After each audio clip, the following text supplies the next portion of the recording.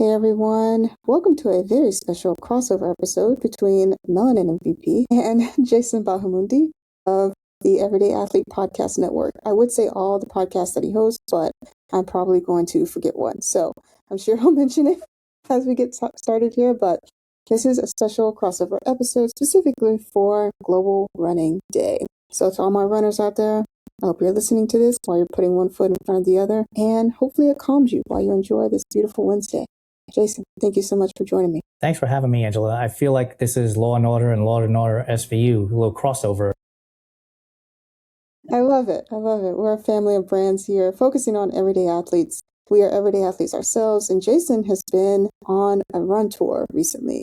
Yes, he's been running internationally and flexing on all of us, but he's also been running here domestically.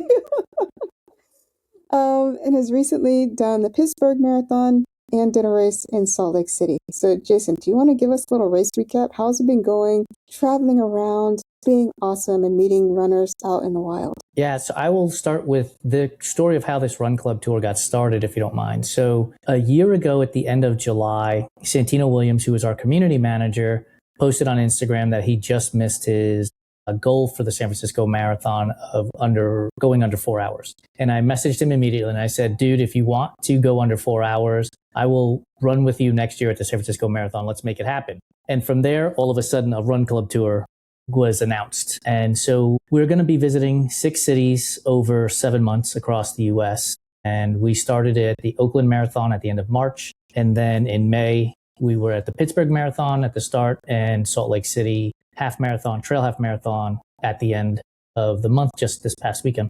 And then we're going to be going to San Francisco, Seattle, and the hotbed, Lebanon, Indiana. For those of you who don't know, it's about an hour outside of Indianapolis. So that's the Run Club tour that we've been on, and we're spreading the love of the Everyday Athlete Clubhouse and meeting everyday athletes where they are at in those locations. And it's been just way more than I thought we would get. We introduce ourselves. Next thing you know, the conversations are happening about podcasts that people have listened to or stories that they've read.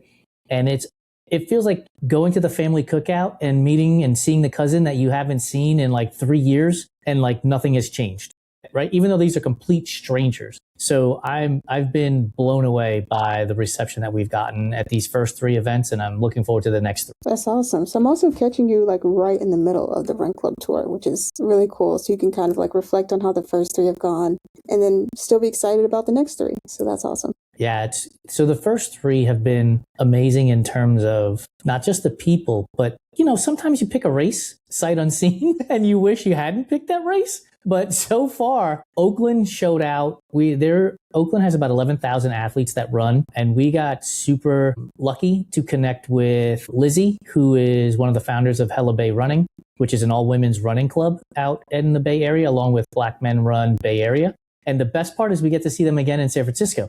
So we'll get to run with them again at the end of July. When we were in Pittsburgh, Val's aid station, who is run by Val Porter, who is a member of the Everyday Athlete Clubhouse, and that Pittsburgh crew was phenomenal.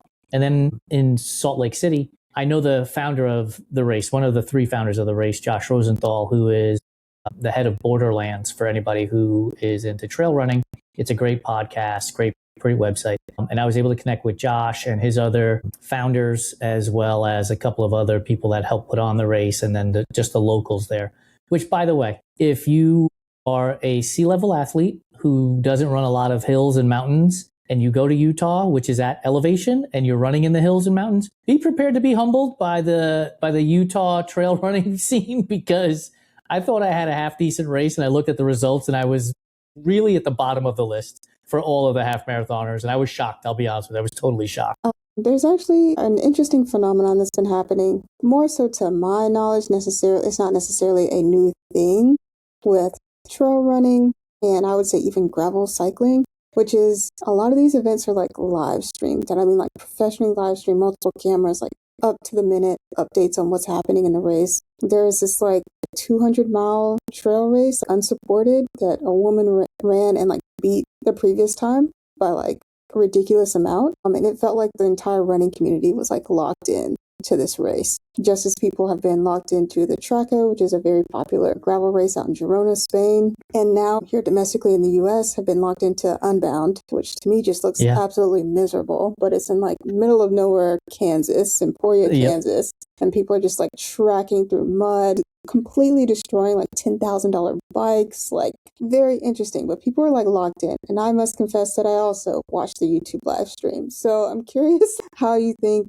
people's eyes on these kind of very interesting middle America, middle of nowhere style runs has like changed or grown or evolved over the past couple of years. So the running race that you're alluding to is Cocodona 250.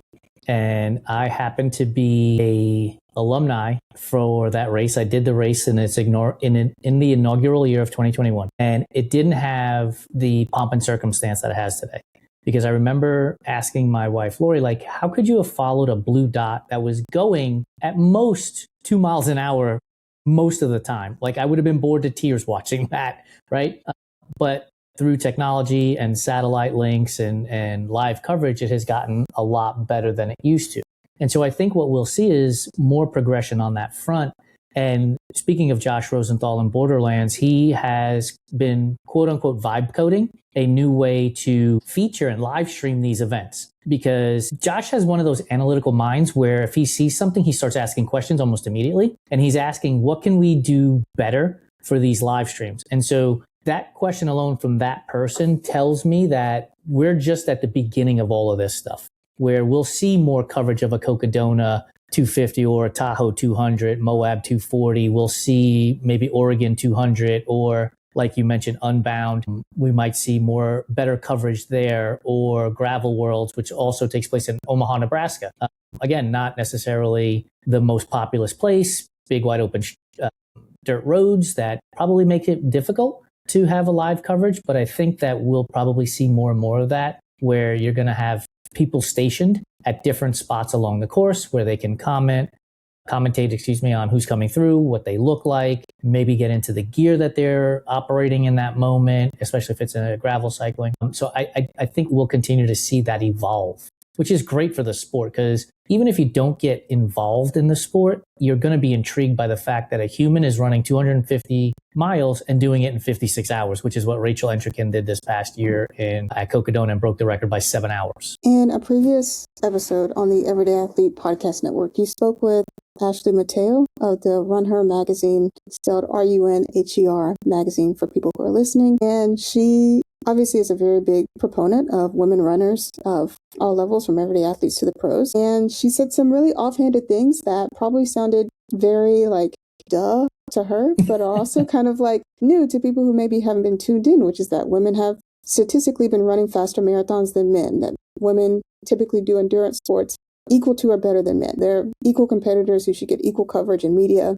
And I think that sometimes people think that where money goes, interest goes. So they think that the more brands you see at an event, the more important it is. But I think it's also telling how much media is shifting to everyday athlete events in a similar manner as pro event coverage. Could not agree more. I think the reality is we connect to people that we feel are more a lot like us than not. I love professional baseball and I love professional basketball. I can't relate to what those players are making financially. I'm starting to relate to them when it comes to the travel scene with this Run Club tour, because I am like in and out of hotels, eating out, I'm in and out of airplanes, and it's not enjoyable. And so I think about the New York Mets are my favorite team. They just played here in New York and got on a plane on Sunday evening to fly to Seattle to play a baseball game on Monday. That just sounds exhausting to me, right? So, but for the most part, we can't relate to what professional athletes are doing. And so I think by showcasing the everyday athlete, participating in these events, we can connect. And so all of a sudden that story has more impact on us. And I think it becomes a little bit more inspiring to us to say, well, if Angela Hollowell can ride her bike for 30 miles or do the Selma to Montgomery bike ride, then I can too, right? If somebody sees the fact that I ran Cocodona 250, they might say, look, I have no interest in running 250 miles, but I can start with a 5K. And because it's more relatable. So I think that is what we're seeing on a regular basis, at least for us, right? We're the Everyday Athlete Podcast Network. We have the Everyday Athlete Clubhouse. So we see more and more everyday athletes taking risks and betting on themselves because they see our community taking risks and betting on itself. And so now put that out there on an exponential level. And I think that's what we'll see happen. Speaking of previous podcast guests, I recently released an episode with Rebecca Green, goes by Becca, a runner out of Charlotte. And as I'm editing the episode, she's giving tips on how she broke down her first ultra run. And it sounded so simple, but she basically said she went to the Greenway in Charlotte and she did 10Ks on the Greenway. She did a 10K, she would refuel, rest, use the bathroom, do another 10K. And she did that for the duration of a 10-hour span. And I was thinking about my 50-mile ride that I'm still preparing to do. And I was like, have been having trouble trying to map it out. But then hearing that, I was like, wait, I have a 25-mile route that I do. Why don't I just do that? I do 25, I go back to my car, refuel, I eat, I use the bathroom if I need to, and then just do the 25 again. And it sounds so simple, hearing like tips being broken down like that, or how to approach a feat that feels insurmountable or feels really challenging. But I think that is another difference that I'm noticing between pro athletes and an everyday athlete. Like a pro athlete can say, well, yeah, you just get off the plane and your trainer massages you and then somebody hands you some Gatorade and then you go out and shoot and, another professional trainer watches film with you. They have just a whole different process that's not anywhere near attainable for the everyday person. 100%. I'm a big believer in the question and answer of how do you eat an elephant one bite at a time, right? We as the everyday athlete do have to break it down into those bite-sized chunks. Somebody asked a question on Threads, and my answer was essentially what Becca answered there was do a 10K, come back to a 10K. And I used to have a route when I lived in Dallas, Texas, that I would run, and it was a very difficult route up a hill for about 1.5 miles. But the route had fire hydrants. So my goal wasn't to run the full 1.5 miles. It was just to run fire hydrant to fire hydrant. And eventually I would hit the last fire hydrant and I'd be at the end of the 1.5 miles. And I never concerned myself with the full 1.5 miles. I just concerned myself with getting from hydrant to hydrant. And I think if we as everyday athletes can take that concept and put it into our own workout, whatever that might be. If you're swimming, it might be just 25 yards at a time or 50 yards at a time. Don't worry about the end goal. Cycling, it might be get from stop sign to stop sign or whatever that is. And if you start doing that, a couple of things happen. One, you'll end up finishing whatever it is you set out to finish. But two, and I think this is the important part, is the confidence you gain at every small step. I made it to the stop sign. Go to the next one. I made it to the stop sign. Oh, cool. And then all of a sudden that starts to mushroom out into, I can do the 25 miles. I can not only do that, I can do it twice. And then all of a sudden we have this confidence that we then take off of the bike and swim and the run and into our personal lives, dealing with workers or employees or coworkers or starting a new business. All of a sudden that confidence builds and okay, if I could just take one step at a time, like we're content creators, right? We want 1 million followers tomorrow. But in order for us to get to 1 million followers, we have to have 1 follower, then 2 followers, then 5 followers, right? It's understanding that patient game. And I think that's what Becca is talking about. And that's what I'm alluding to is being patient and gaining those accomplishments along the way and celebrating them too. Like don't let it pass that you've done something and don't celebrate it. Absolutely celebrate it. So speaking of celebration, Global Running Day, I feel like is the best example of a celebration of not just being a fast runner, not just being an ultra runner, not just being a professional runner, but being a runner who moves their body, who gets outside, who maybe spends time in community, and who supports other runners who want to start and enter the sport. The Everyday Athlete Podcast Network and Run Try Mag as an extension have grown significantly since you first started. So I want to take a minute to talk about the growth that's happened and maybe give the people a little sneak peek about what you're excited about and what may be coming up. So from my understanding, and I would love for you to fill in the gaps, Run Try Mag started primarily for triathletes, has grown and expanded to now include my show, Melanin MVP. It's grown to include the Everyday Athlete Club, which is awesome. And you get Oreos and nerd clusters and fun stuff because who wants to get a potato in the mail? Nobody. And it has grown to include guest articles and guest writers who have featured incredible stories on the website. Talk to me about how things have grown since your first iteration of the idea and what you're excited about as you continue to grow it, not just based on followers, but based on substance, right? The number of people who are in the Everyday Athlete Club are not everybody that follows you on social media, but they are like this really incredible, tight-knit group of people who are really invested in meeting other people in the community and investing in the community in a way that's sustainable. Yeah, so it's funny you asked this question today because Lori and I, my wife, were talking about the evolution of the company over the last 6 years. And when we started, we did have a physical print magazine that we were mailing out all across the country. And today we don't print a physical magazine. We don't even produce a digital magazine anymore. We have gotten away from that and have been more and more focused on content in a way that allows people to recognize that they belong at the starting line with us. In other words, we don't talk about paces. We don't talk about distances. We don't talk about VO2 max. We don't talk about power output on the bike. We talk about having fun with the sports. We talk about giving ourselves grace when we have a 10-mile run planned and we get to 8 miles, or we don't have it at all, or we DNF. Like, we've been slowly adopting this concept, right? That we are people who run, not runners who people. And so I want to showcase that to everybody that, one, you're a runner the moment you run, not when you finish a marathon or do a 250-mile race or anything like that. And so we've been doing a great job at showcasing that. And I've been super fortunate to have people reach out and ask if they could participate in the platform in some form or fashion, whether that be creating a new podcast show like Evan Birch has done with me on Enduring Minds, or they want to write an article to share their story.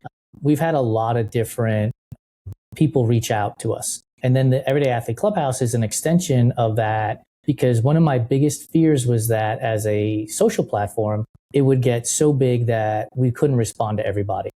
And what we did was create the Clubhouse, which is a condensed version of the social media platform. And so in there, we have given people the opportunity to share about themselves in a way that they may not share publicly because they just don't want to deal with trolls, right? And I get it, right? They want to ask a question about a certain workout or a certain event, and they want to get it from trusted sources, which are the people in the Clubhouse, as opposed to every, Paul, Tom, and Mary on the internet who's going to give them all kinds of advice and tips and stuff.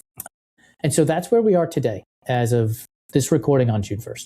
We're going to continue to expand the Clubhouse. We have a New York City Marathon meetup planned for the end of this year, where Clubhouse members are being invited to come and hang out with us, and we're going to have a swag bag for them. We're going to continue on the Clubhouse tour this year, but then next year, the idea is the races that we attended this year, we have ambassadors represent us at these races, and then Santino, Lori, and myself go to different races next year. And we look to keep adding on events and sort of give them the seal of approval from the Everyday Athlete Clubhouse that this is a race that you want to participate in. And so that's the concept for the Clubhouse tour.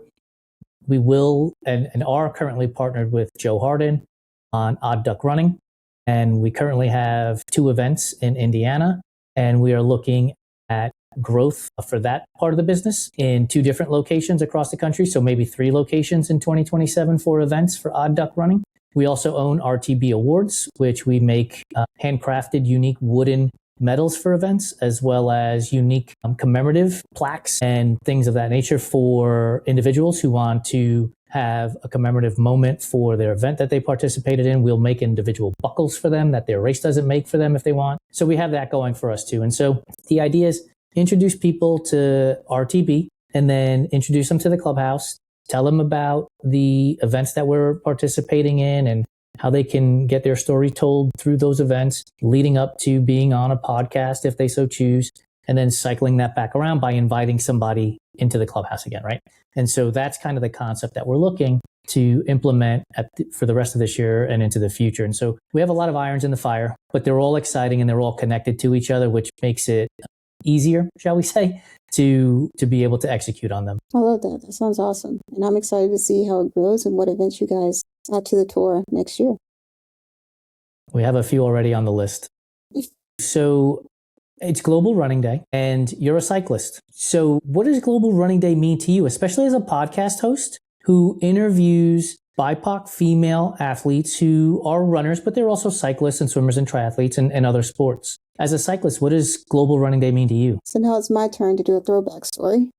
So my first introduction to Global Running Day was actually a week into my first job in the outdoor industry. I was working with a nonprofit that advocates for trail infrastructure up and down the East Coast. And they had a local Global Running Day event with a local run specialty store. Yeah. Okay, we're getting technical here. So documenting their run for Global Running Day was my first introduction into this event and into running and trail running.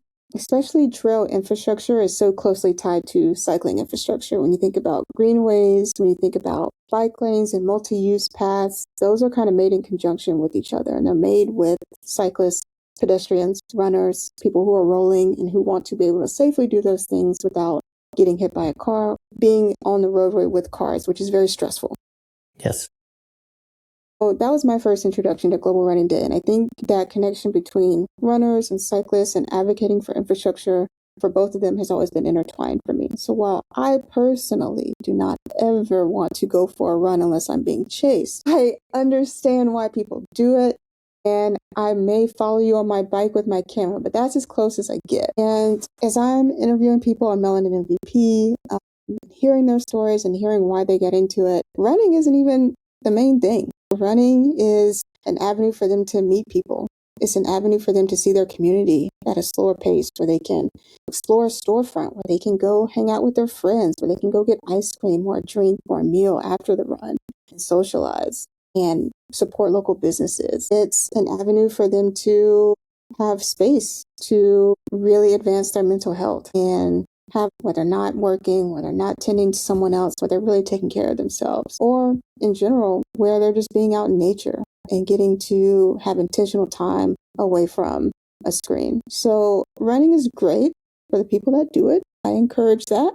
But I also think it's a unifying force for all people who like to get outdoors. It's a gateway drug, just like cycling is a gateway drug. It's one of the best out there. So I really have a good appreciation for Global Running Day for runners and people who get outside. So I want to ask you this because I started Run Try Bike with this philosophy of showing our sports to underrepresented communities. You know, queer community, today is June 1st, start of Pride Month, disabled athletes, and then also BIPOC athletes. And I have a theory about running that we who are in these sports tend to have a myopic view of how many people actually participate in these sports because we think it's bigger than it actually is. And so as a person who is interviewing BIPOC female athletes, so a niche of a niche, do you see and hear in those conversations the sports are growing for BIPOC female athletes, one, and then two, if the idea is that we can get better, have your guests given you an idea of how we can get more BIPOC female athletes into running, and then obviously cycling and swimming as well? I'll try to answer the first one because I feel like the second one is just so beyond me or anybody that comes on the show. But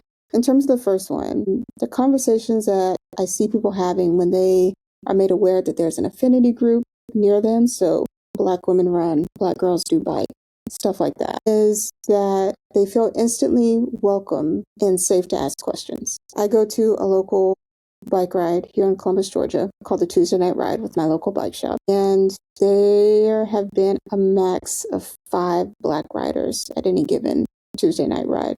And this is 5 out of roughly anywhere from 40 to 70 riders per ride. So very, very small minority. And that can sound discouraging. But when you look at the fact that running and cycling can be pretty expensive to get into because you're buying a second set of clothes for this specific activity. You're buying shoes for this specific activity. For cycling, you're buying a helmet. You're buying a bike, potentially. And then on the hydration side, you're probably eating a little bit more because you're burning more calories and you're learning how to fuel your body. And okay, maybe water might not cut it. Maybe I need a hydration mix. Maybe I need a recovery mix. Maybe I need to have some pre-workout. The costs start to add up very quickly.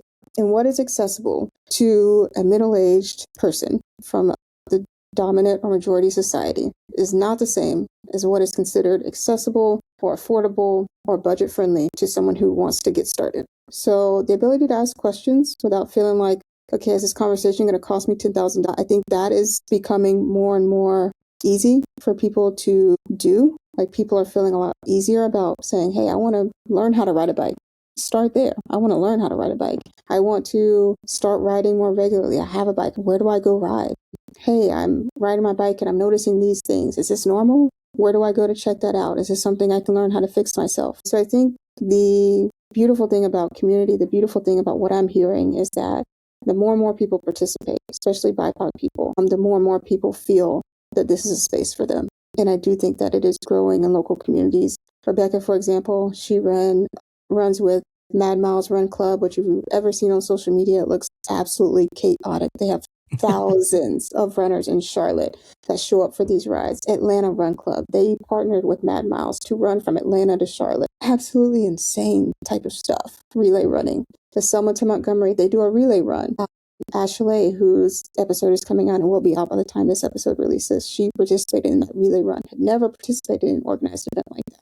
I think the more people feel like there's a place for them and there's events that are welcoming to them, they're going to continue doing them. So yes to the uptick. Can I quantify that with a number? Probably not. Can I Google that number statistically? Probably not. I think it's one of those things that people are not studying yet to their detriment, especially considering how much Nike, Adidas, Puma depend on Black culture to drive sales. So that's another conversation for another day. What do we see as like our role in continuing to grow the everyday athlete community? I think it's a couple of things. I think one is definitely media, and not just like you and me media, but I also mean like when you go on YouTube and you're Googling or searching for a certain bike, when you're searching for a certain trail, when you're searching for a specific question about running or cycling, who are the people that pop up?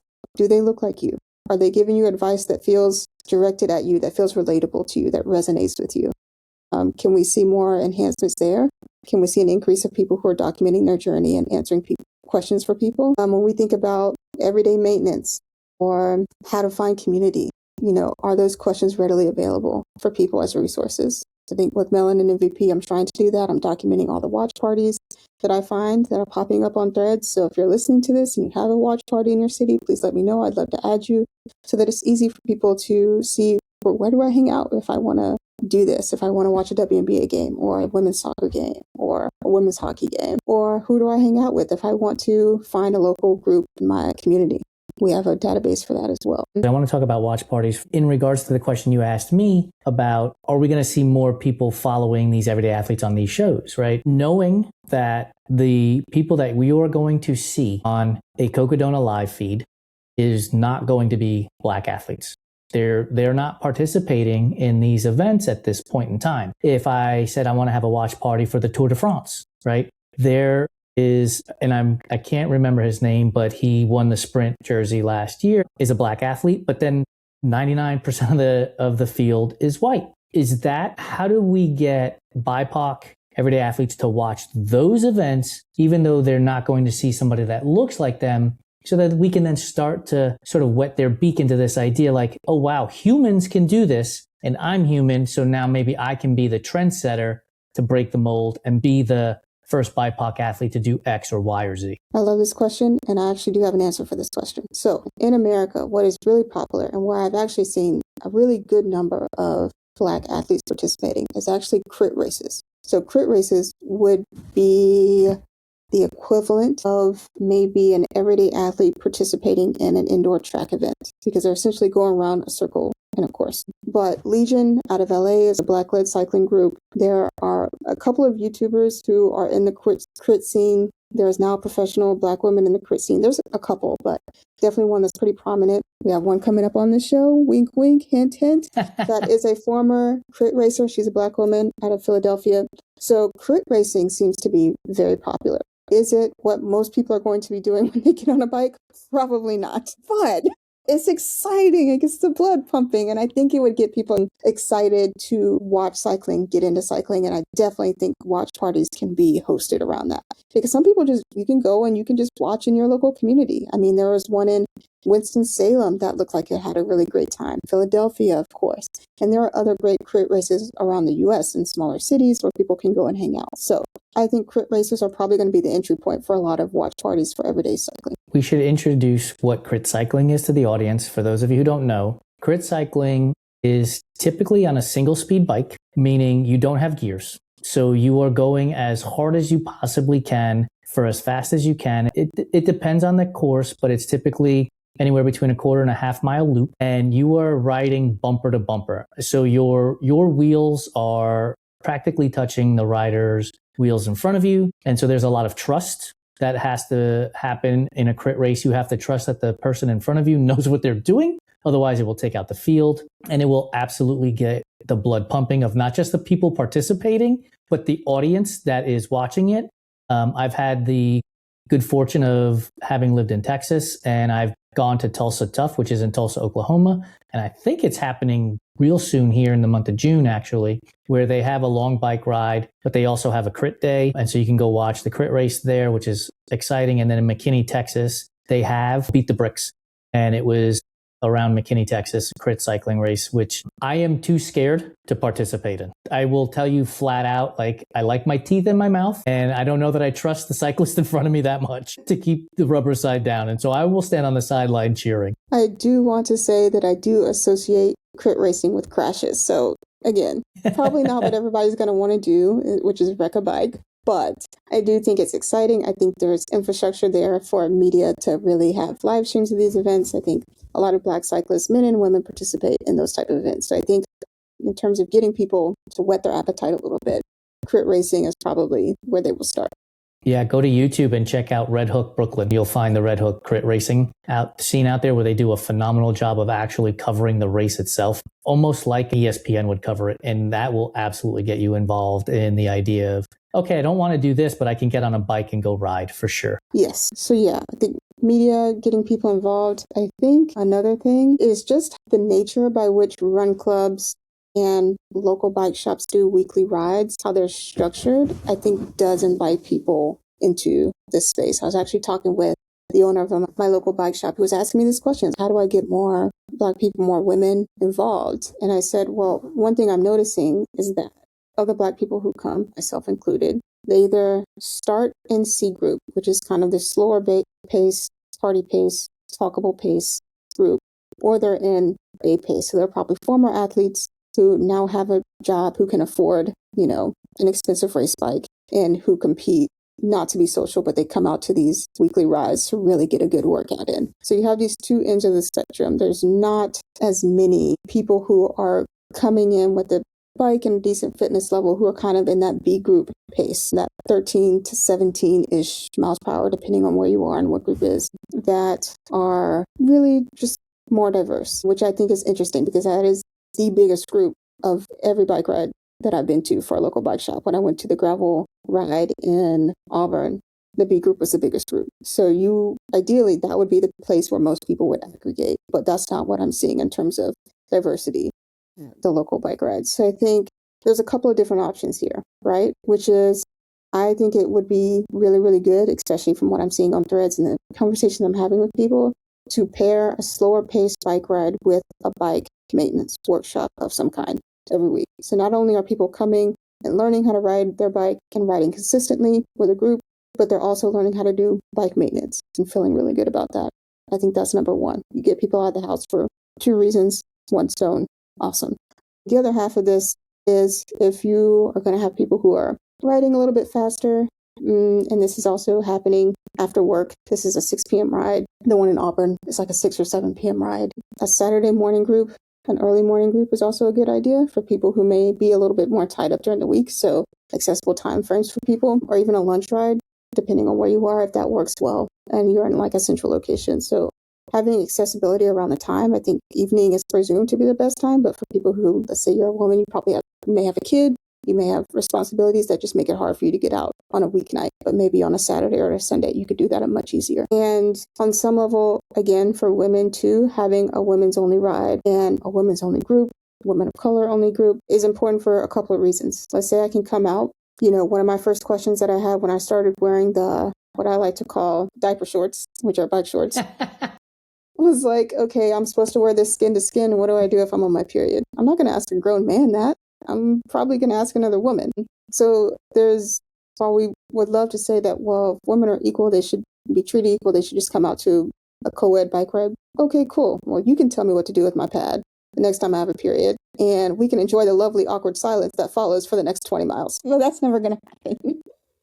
So those are just a couple of suggestions that I have. I think there are probably some bigger ones that lead more to the cycling industry as a whole, which has been catered to men when it comes to just about everything, and running as well. The way shoes are made, they're made around a men's foot. The way bike fits and sizes are determined, which are largely on a men's frame. Like, I don't even want to get into how long it's taken me to find a bike in my size. I mean, it's just ridiculous. And most women who are my height or around my height have similar issues. So those are some bigger industry-wide questions that we need to reckon with as a whole. But on the local level, on the one-to-one level, I think there's definitely some things that can be done and that are being done to make cycling and running more attractive and accessible for people. Yeah, I know for bikes, Live Cycling is out there, which is a female brand, which is born out of the Giant, GIANT cycle brand itself. And then we're fortunate enough to be partnered with Hedis, which is an all-women's running shoe designed around women. So this podcast will come out on Wednesday, June 3rd. On Tuesday, June 2nd, I will have a podcast that comes out with the founder of Hedis, who gets into the whole conversation about the research that they've done around women and hip angles and menstrual cycles and what happens to bodies and Achilles injuries and the shape of a woman's foot in comparison to the shape of a man's foot, and are pouring resources into developing a woman's only running shoe. And so hopefully, right, by having a conversation like this, that somebody else hears it and passes it along, and somebody else hears it and passes it along, and the momentum builds so that we can get more and more people to the starting line, BIPOC athletes, female athletes, because the reality is businesses aren't going to do it on their own goodwill because it's a good thing to do. It's got to be profitable for them. And profitability comes from a population. And I don't think that they know that the population exists today. And we have to show them that the population exists today. Sort of the whole field of dreams, right? If you build it, they will come type of thing, except that we have to come so that they will build it, right? We have to bring the players to the field before they start, cutting down the corn stalks and putting first and second base in on the field. And I think through your platform and having these conversations with the athletes that you're having, through our platform and the conversations that we are having, that momentum combined will start to grow more and more and more as more and more people start asking, can I do that? Can I do that? And we're answering the question today based on the question they're going to ask tomorrow. So it's really cool to see all of these things melding together. I'm an impatient person in this. I wish it was happening 6 years ago, maybe 60 years ago for that matter. But it's happening today, and this is where we are, and this is where we're starting. And so, the more we just keep pressing the gas pedal to keep this conversation going, I think the better it will be in the long term. I want to touch briefly on the cycling industry because I may have spoken too soon about me not really knowing how the cycling and running industry are going to adapt to an increasingly diverse user base, athlete base, etc. One thing that has been really interesting in cycling conversations recently is tire size choice. And a lot of tire size choice and bikes made with tire clearance of a certain amount are geared toward racers and what racers need. But on a previous podcast episode with Annika Wade, who is an adaptive mountain biker, she pointed out something that I completely and wholeheartedly agree with, which is while the running and cycling industry shape a lot of future products and current products based on their professional athletes and the athletes that they sponsor and the feedback that they get from them. The reality is the majority of people who are actually buying these things and not getting these things free for a sponsored race or a sponsored season are everyday athletes. The people who are making it possible for us to have running and biking trails are everyday athletes. We're the ones showing up to the city council meetings. We're the ones working with and volunteering with nonprofits. We're the ones participating in the New York City Marathon, by and large, or these trail races. Not somebody who's an Olympian, by and large. Like, majority of Olympians are not in New York City Marathon. Of course, they're going to be on the headlines, who won and all that. And that's great. Love that for them. Get your headlines too. Love it for you. But the reality is the majority of the people who are actually consumers of these products and who are making it more and more accessible for cycling in America, for running in America, and doing it safely are everyday athletes. And I know it may not be equitable to think that Nike and Cannondale can listen to me and you on a regular basis, plus all the 20,000 people who also run and ride with us around, that also have strong opinions about what they would like to see. But I hope that there is a way that we can create a feedback loop that is more expansive and more inclusive of people who are using their products. I mean, I think a perfect example of the picture you painted is the Pittsburgh Marathon that we talked about earlier. Pittsburgh Marathon, shockingly to me, has 53,000 participants in it.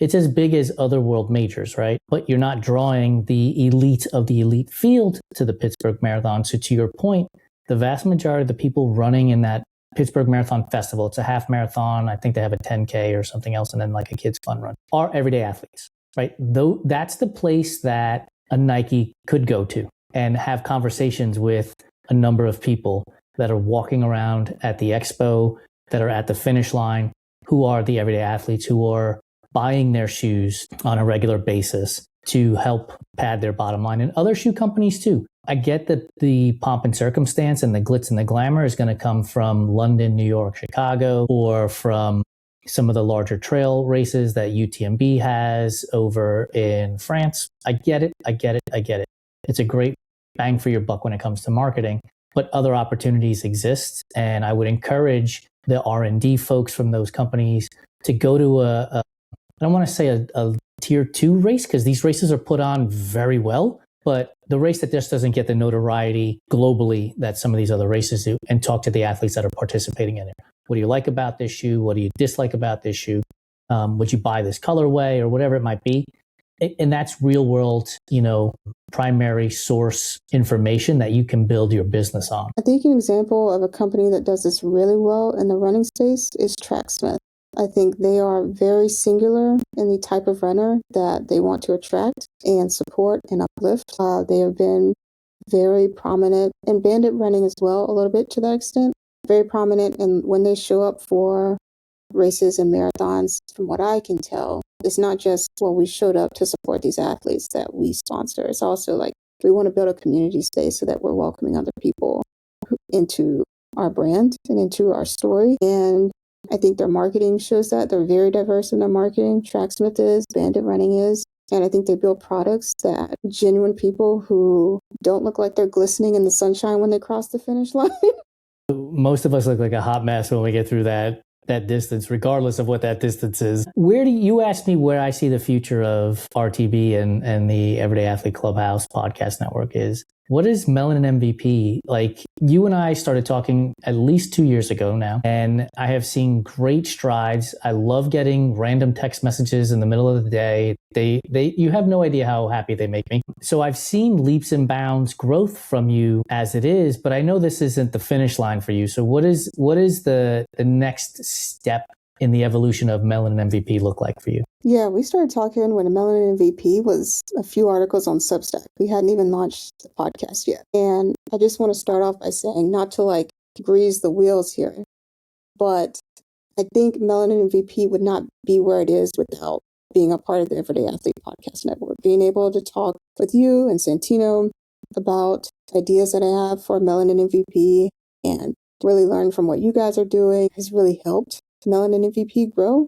When I first started other storytelling brands, I didn't have someone to bounce ideas off of. And I think I learned a lot by trial and error. It's not wrong. There's nothing wrong with that. That's how majority of people start. But a lot of the exponential growth that I've seen on Melanin MVP since the launch of the podcast and getting more consistent on the newsletter has been incredible. I almost feel afraid to do any predictions because we might pass them next month. You know what I mean?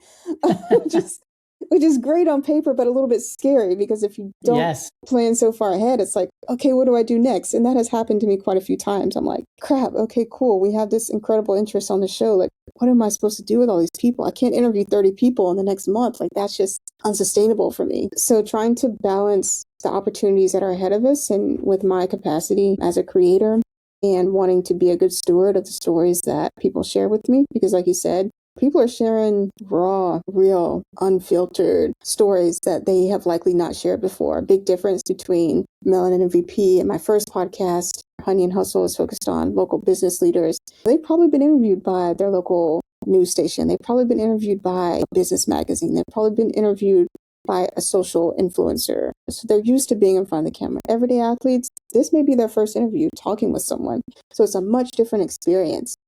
For them, who's kind of probably showing up on their phone. They don't have an official setup. They've never rehearsed their story. There's no business goal here other than just to be a part of the archive of stories that we have so that other people see what's possible and share their journey, which is beautiful that they trust me with that. So I try to be a good steward. I think, one, getting through this doggone podcast archive that I have. That is going to be great. I think we have a lot of really great stories, a lot of really diverse stories that we're going to be sharing on the show. Something that we've gotten into this year that I would love to do more of is being at events, not only as media, but really having like a cheer zone and really kind of curating a community space for people at these events. I've shown up to some marathons, and as we all know, I do not run, but that does not mean I cannot support you as you run, okay? I'm a great cheerleader in that respect. But at cycling events, you may see me out on the course with you, and then we're going to have a non-alcoholic beer by a company I shall not name yet because they haven't given me the discount code yet. That will be coming. So trying to not just say like, oh, we support you by sharing the stories, but no, we show up for you at events where they mean a lot to you. And we want to let you know that even if you're in the minority, the space you take up is important and equally as valuable. And we want to support that. So I think events are definitely in our future. And there's just a plethora of events to attend now. So that also kind of brings me back to the balance of like, how do we balance all the things that are available to us as women's sports are booming, and what are the things we can do really well and excel at. So trying to find that balance. Another thing is products. I distinctly remember originally telling you that I felt like most women's sports merch were stale and boring. So we're trying to brainstorm ways we can not be stale and boring, but exciting and shareable and meaningful to people. So we have some exciting ideas in the pipeline, and then just continuing to figure out how we can let people know about the resources we have available. I think there's a lot of opportunity for me to share all the things we have, from the playlist to the watch party list to the community organizations, and continue to highlight them and let people know if they're on the search for getting outside, if they're on the search for community, there's a space for you here. So while you say you want to let everyone know there's a space at the starting line for them, we want people to know there's a space in women's sports for them. So yeah, I think there's a lot to grow in the next year, next 3 years, next 5 years, and we could talk in a year and things could be completely different. I don't know. Yeah, that's the beauty of life. Yeah. That's the beauty of life.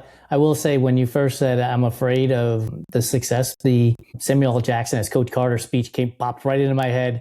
Oh, man, I remember I recently rewatched that movie, and you remember when he's in the game and he repeats the first line of the poem, and the guy's like, what? Yep. Why does he keep repeating this to me? And then he comes back and he finally finishes it, and it's like, oh man, that was one of those little candy drops that yeah, such a great movie. It's perfect. And it's true though, right? You said it, and I have felt it, and I don't know if I've said it publicly, but yeah, there is a fear of success that I think permeates every entrepreneur in some form or fashion. We have big dreams. We want to achieve them, but simultaneously it's like, okay, what happens when you do, right? The now what question pops up. So publicly, I'm here to support you. When you reach that goal, whatever that goal is, I'm happy to be on Team Melanin MVP and Angela Hollowell. It's an honor for me to be on this team. It was an honor for you to reach out via LinkedIn 2 years ago and start the conversation. And through our conversations, here's what's really cool, right? So I've been able to learn from you in listening to the conversations you have with BIPOC athletes and women athletes, and reading your Substack, which allows me to be better when I'm talking to BIPOC athletes. Because despite, I have my Puerto Rico hat on, and being Puerto Rican, my complexion doesn't say that dude's Hispanic. I get it, right? I understand that. And so being able to hear the conversations that you have gives me an idea of the questions that I can ask from my perspective, and permeate their thinking and ask them what I think is a hard question to get them to go, that's a really good question. I've never been asked that before, and bring out of them that vulnerability that you talked about. Because you're right. Everyday athletes, they're not in the media. They don't know what's coming next in a way. But you've taught me. And so I appreciate you having these conversations with the athletes that you have, the conversations with, because it's learning. And I think that's what makes this whole thing just an amazing team to be surrounded by. One thing that I think has really come from Santino that's helped you, that's helped me, and that I think is going to continue to help everyone that's a part of the Everyday Athlete Podcast Network is Santino encouraging us to publicly document our journey as everyday athletes. I think we may think or take it for granted that people know that we're also involved in the outdoor industry. But if we don't share it, how will they know, right? If we don't share the good and the bad and the things we're working towards, maybe even things that we work towards and we don't reach, maybe we have a DNF, maybe we have something else happen, a health issue pop up.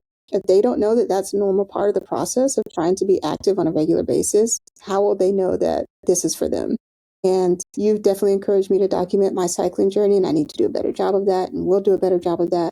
But definitely has been awesome seeing you be more vulnerable in the newsletter and show up to these events with this run tour. I think this is the first year you guys have done it. So I think that's really awesome. I think there's a lot that we can learn from each other in that respect. 100%. And it's interesting because I've now been interviewed about Cocodona on 2 different platforms. I did the race 5 years ago, 6 years ago. And to your point, like if I don't tell people that I've done it, they don't know that I've done it. And so by opening my mouth and talking about having raced Cocodona and finishing it in the inaugural year, it's led to more conversations, which then gives me the opportunity to inform people about the Everyday Athlete Podcast Network so they can listen to conversations of doing these sports by people who are just like them. And that ball gets to roll downhill a lot faster when we do talk about our journeys, including the DNFs or the DNSs or the race that didn't go according to plan and things of that nature. One last thing before we wrap up here that I wanted to talk to you about,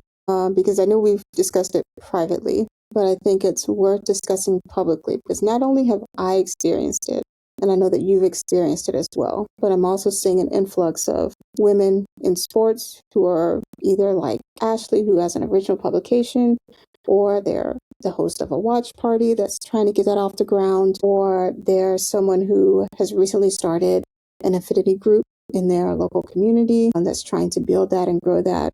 One of the first ways a lot of us start is social media and being active on social media and leveraging that platform as a way to reach our ideal audience and target member and things of that nature. But it can be really difficult to filter through a lot of the comments. Let's just say people who feel that they are more seasoned in being in the outdoor space, who may or may not be supportive, who may or may not understand why we have the questions that we have, who may or may not understand why we're so strict on the type of stories that we want to share, and who may or may not understand what it's like to really feel as though you accept the reality that is the outdoor industry, but not accept that it always has to be that way, and really want to be a part of the change that you would like to see. You've given me some great advice on Threads, but I would love to know, like, what has your journey been like since the beginning of Run Try Mag and leveraging social media to grow it, and how your relationship is with social media and marketing Run Try Magazine? That's a great question. And it has evolved the way the business has evolved as well. And when I first started out, I remember I was interviewed by Adam Lee of Community Trail Running. And he asked me a question like, what are my goals for the company and the platform? And I gave the cookie cutter answer, right? Which is, if I can help one person, then everything is wonderful. And as it was coming out of my mouth, I was like, no, I want to help like 1 million people. Like I want to help everybody. Like I don't want to help just one person. But that was way too broad. And what I've learned over time is, and I've been using this mantra for my own mental health. So I'm giving you folks a peek behind the curtain because my mental health isn't always 10 out of 10. I started telling myself, I am not for everybody and everybody is not for me. And by repeating that to myself on a daily basis, what I've come to realize is if I get to 1 million followers, thumbs up. Really cool. But what I really want to do is go back to what I told Adam, which is I want to help 1 million people. And the only way that I can help 1 million people is to have intimacy with those 1 million people. And by having intimacy, it's sharing my disordered eating. It's sharing my sobriety journey. It's sharing what I just told you about my mental health. It's sharing my imposter syndrome so that they can feel connected to me enough that they can send me a DM, enough that they can send me an email, enough that they can post a comment on any of our social platforms and know that I am going to respond to them because it is me. And what has happened is our platforms have grown in numbers, but they've doubled in strength, right? So if we gain one person, the value of that one person is 2 because we're having these conversations together. And look, I get it. Not everybody's going to be able to have the time to respond to everybody. Not everybody's going to have the time to do all of those things. But it's important to me that when people join our community, and especially if they join the clubhouse, that they get the attention from me. And so I've kind of taken this idea of social media as a large umbrella and boiled it down to the people that I'm talking to and the people that are talking to me. And so growing that is going to take a lot longer of a time than giving out hot takes, right? Like carbon plated shoes, everybody should wear them, whether they're doing A, B, or C, just so I can get people pissed off to comment, right? But I don't want to do that. I can go and talk to more prominent athletes and that will get attention right away, right? Oh, they talked to ABC winner of this marathon and that can get attention too. But I'm more interested in the individual that's in front of me and being connected to them and letting them know that they mean something, that they are special, and my attention is 100% on them. And so it's slower growth, but it's a stronger growth. And so for those of you who are getting started, you want to do a watch party, and look, 1 or 2 people might show up for that first one, and you're going to be disappointed. But what I'm asking you is to turn it around and go, 2 people thought I was valuable enough to come and hang out with me, and give them the time of their life. And then those 2 people will tell 2 other people. And before you know it, there's 6 people. And then those 6 people will tell 6 people. Now you have 12 to 18 people, right? It will grow over time. Give it the attention it needs, water it, cultivate it, like do those things that really matter as opposed to all of us. Like, cause think about this. If 1 million people descended upon your watch party, you couldn't talk to 1 million people. And so then there's no connection because now you're just a host floating around amongst the crowd.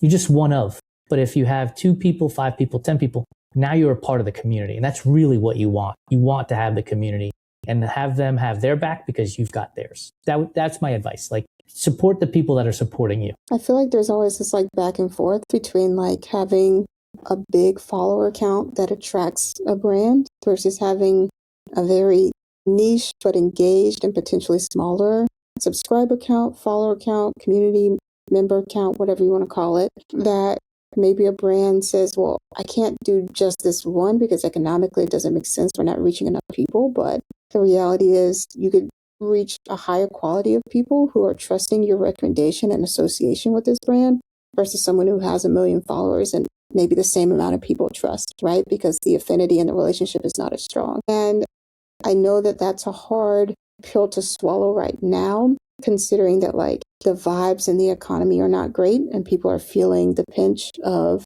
the rising cost of living right now. But what I try to impress upon people, and one of the reasons why I'm really glad to be a part of this network, is that I think collectives are going to get us there. Maybe they can't just sponsor the Everyday Athlete Club, but they can sponsor you. They can sponsor that community trail running podcast. They can sponsor Melanin MVP, other shows you have on their fireside chats.